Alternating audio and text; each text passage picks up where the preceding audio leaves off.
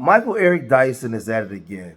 He's one of those boule black men that the community, the grassroots community, never takes serious. You know, he likes to come out and, run his mouth like he's like a pompous blowhard.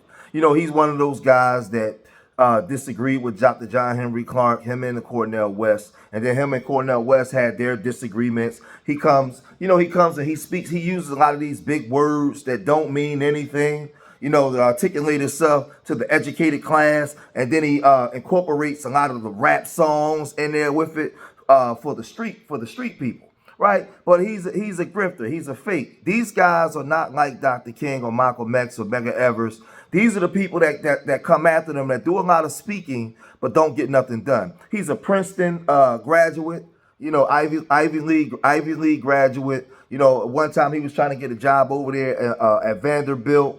And, a lot of the women want him out of there because he's had allegations of essay misconduct and all kinds of stuff. He was an ordained minister at 19 years old. But these are the guys that you don't see them really on the ground in the black community. They're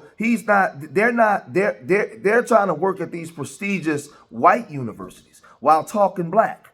And a lot of these guys do that. Now, we know that he's been married to Marcia Louise for some time now. But again, he's like the guy that you see to come on TV and he says a whole bunch of stuff that word salad. That means nothing.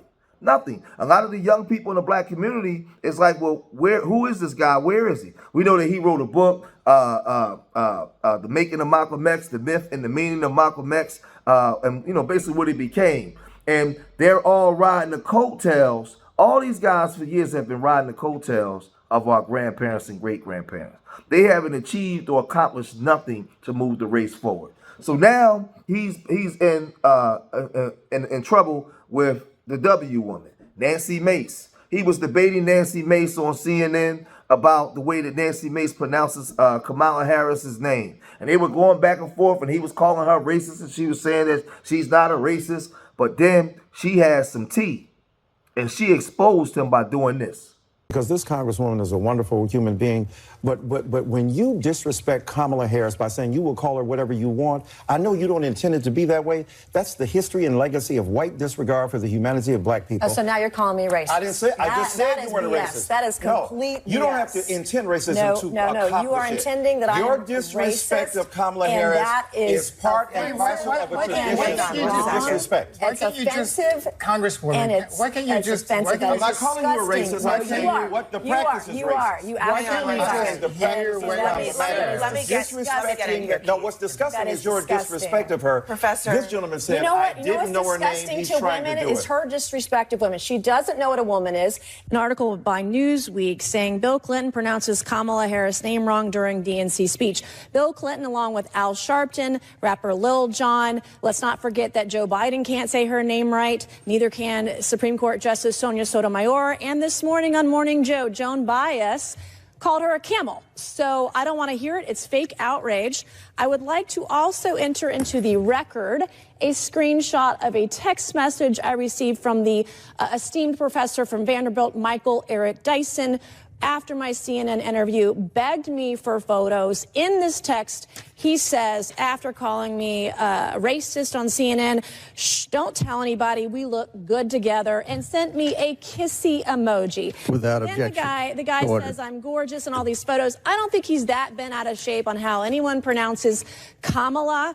And if we're going to have that standard, you got to hold it to both sides, not just one or the other. And you can see that he's purely exposed, and he tries to clean it up. By coming online and running his mouth and using a bunch of big words. But remember, this man is married. So you're online, you're debating with this woman. She's clearly, in your mind, being disrespectful to Kamala Harris, who you're endorsing to be the president. Why would you take pictures with her, then have this back and forth with her? Like, that's not something that, I've been married 22 years. That's not something that I would be back and forth and commenting like that to another woman, and my wife see that. My wife wouldn't be okay with that. Like, so we know that you had some type of other intent with that.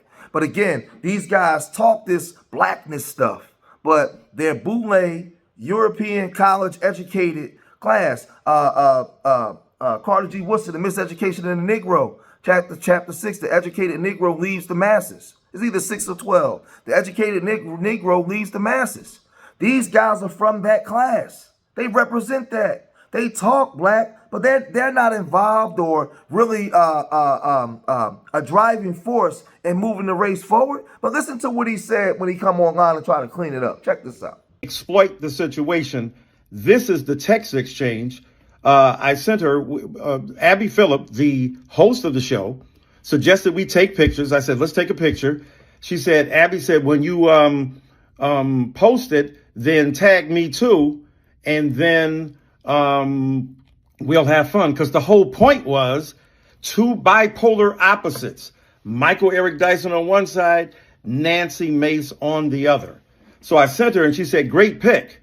And I said, shh, don't tell anybody. We look good together, with a laughing face and a kissy face. And my point was, shh, don't tell anybody, because we are bipolar opposites.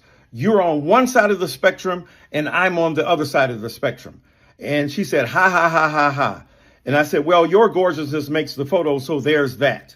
And a little smiley face. Again, I'm just saying that trying to be nice to her in the belief and the effort that if I'm nice to her and I prove that we don't have any bitter consequences from our fracas on television, that we can be relatively kind to each other, and I'm being nice to her. There's no hitting on you. I said, by the way, I've spoken twice at the Citadel.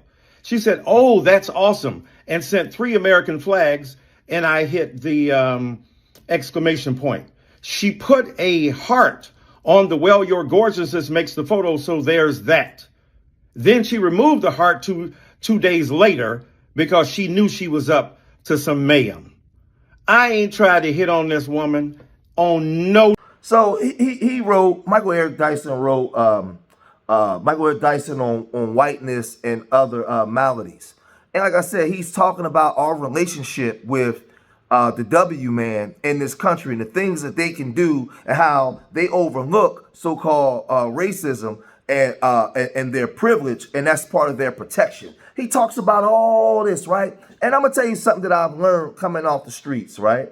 When I was wild and you know, I got into the I became a hardcore pro-black. I thought that a lot of people like these guys knew what they were doing and knew what they were talking about. And I would religiously defend these dudes, right? And they would get on there and talk about the W man and talk about his oppression and how he uses his power to further push us down. They will quote like people like Baldwin and quote all these people of the past. And then when you did some digging, you said, well, wait a minute. When we talk about history, they turn around and go 60 years in the past on back. They don't talk about nothing that they've done since they've had the seat. They've accomplished nothing. They go all the way back to Baldwin, Dr. King, Benjamin Hooks, all these people of the past. They don't talk about their accomplishments and what they've done because they've accomplished nothing. They built nothing. They sit around. For me, I don't even know why they even talk about W supremacy anymore. You should be just talking about the redistributing of black wealth back into our communities and building up our own people. Ain't nothing stopping us from building up our own people. You trying to get jobs at Vanderbilt. You're a Princeton graduate. You don't identify with the regular grassroots black folk. You don't. Most of these are so-called liberals that are tasked with being a mouthpiece of the black community. They don't resonate with the black community. They're not walking the streets of Detroit, Baltimore, Philadelphia, just walking where the majority of folk come from. No, they don't identify. These are rich people that propagate this racism stuff, but they don't actually exercise the behavior that will be needed for us to have an actual change in our community. They don't do it. It's a lie. It's all a lie.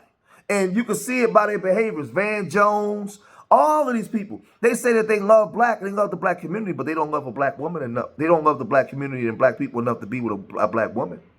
No, they tell you who their allegiances are. But again, these people are grifters of the community. They're no different than Dr. Umar, just from the other side. You have grifters on the pro-black side. You have grifters on the elite boule side that don't give a darn about the average black person. They don't. So he can come and say a lot of educated words, and you think that he's actually for the community when he's not. These people, man, just think about it for those of y'all that's watching this video. What have you saw tangible that people like Micheal, Eric, Dyson and them has done for the black community? When you see police brutality, black boys and girls get unalived, when you see gentrification, what has their education and all those big words done to stop what's going on in Washington, D.C., Baltimore, New Orleans, Philadelphia? These so-called educated Negroes that Carter G. Woodson warned us about in the miseducation of the Negro. What have they produced? What have they done? Nothing. That's why whenever we talk about history, we got to go all the way back to Dr. King on back. From 1968 to now, we don't mention none of that stuff because it's nothing there. Nothing there. These people have been a colossal failure to the black community. And I'm glad that they're getting exposed. So I'll cut it short there. If you made it this far on the video, hit the like button. Subscribe to Street Media TV, man. Leave your comments in the comment section. Let me know what you guys think. Man, remember, I love y'all. Till the next time. Peace.